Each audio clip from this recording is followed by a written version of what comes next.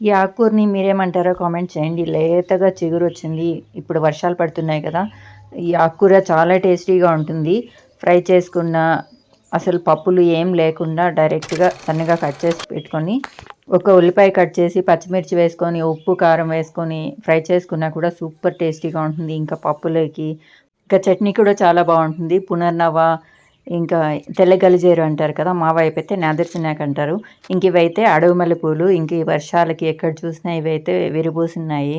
చాలా బావుండింది. ఆ రోజు మార్నింగ్ అలా వెళ్ళాను రోడ్డు పక్కన.